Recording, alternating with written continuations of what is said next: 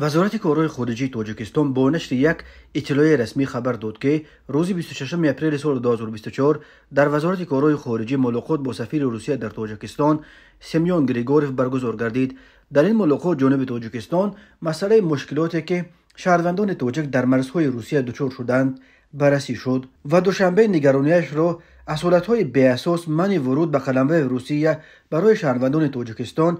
که خصوصیت عمومی پیدا کردند به سهم نمایندگان دیپلماتی مسکو رسانیده است. بنا به اطلاع رسمی ملاقات با سفیر روسیه در مسئله تحکیم گسترش منبعد همکاری دو کشور در سمت‌های گوناگون و چاره‌بینی‌های سیاسی در پیش ایستاده دو جانبه و بسیار جانبه بخشیده شده بود، ولی ضمن ملاقات هم چنین مشکل‌هایی که با آنها شهروندان جمهوری تاجیکستان هنگام عبور سرحد دولتی فدراسیون روسیه دوام چند هفته اخیر روبرو میشوند مورد بررسی قرار گرفت. به مد نظر سفیر نگرانی جانب تاجیکستان آید و حالتهای بی اساس منع ورود به قلمرو روسیه برای شهروندان تاجیکستان که خصوصیت عمومی پیدا کردند رسانه‌ای شد. گفته می شود در اطلاعیه وزارت خارجه تاجیکستان جانب روسیه دعوت سفیرش در دوشنبه سمیون گریگوروف به وزارت خارجه تاجیکستان را هنوز شرح نداده است. طوری قبلا خبر دادیم 10 شهروند تاجیکستان از آن شکایت دارند که روز 22 اپریل سال 2024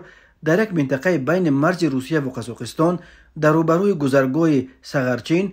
در مرز با ولایت ارنبورگ درماندند، چون که مقامات روسیه شهروندان تاجیکستان را تنها بعد تفتیش موشکافانه به قلمرو این کشور را می‌دهند. به مهاجران تاجیک در گذرگاه سغرچین گفتند شهروندان تاجیکستان تا سن 14 و از سن 59 بالا می توانند بدون تفتیش گذرند، ولی طبق قاعده نو همه آنهایی که سنشان از 14 تا 59 است باید شدیداً تفتیش کرده شوند. قاعده های ورود شهروندان تاجیکستان در مرز روسیه در عین اوج موسم نو مهاجرت کاری از کشورهای آسیای مرکزی به روسیه شدید کرده شد. هر سال بیش از 1 میلیون از اهالی قابل کار تاجیکستان به جستجوی کار به خارج و اساساً به روسیه می روند. آنها هر سال به وطن چندین میلیارد دلار پول میفرستند که یک منبع اساسی تامین زندگی اکثر خانواده‌های تاجیک و یک عامل مهم تامین پیشرفت اقتصاد و سودا در این کشور دانسته می شود.